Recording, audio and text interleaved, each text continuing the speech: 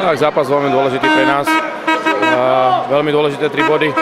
Žilina prehrala, Skalica prehrala, ktorí sa na nás tam trošku doťahujú, takže zodpovedný výkon a si myslím, že od brankára cez obrálcov a šutočníkov veľmi kvalitný hokej s dobrou kulisou, takže ja si myslím, že zaslúžene sme vyhrali dnes a spokojnosť je určite na našej strane.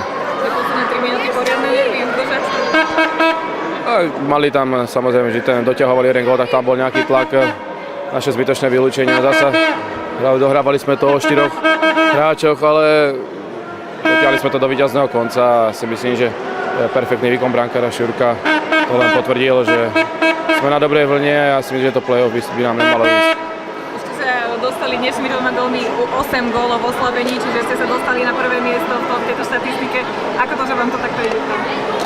Tak je to zhoda náhod, alebo ja si tuším, nespadli 2 góly v oslabení a tam Ceco to hovoril už v predboli, že pôjde možno dopredu, tak to vystrelilo perfektná práca jeho, takže som to iba dorazil z predbránkovej čiary, takže som vyťažil z jeho perfektnej roboty a teší ma, že takýmto situáciám, že na to padá tiež v oslabení, ale nie je to nič špeciálne, na čo by sme sa zameriavali, že by sme dávali góly alebo z breakov.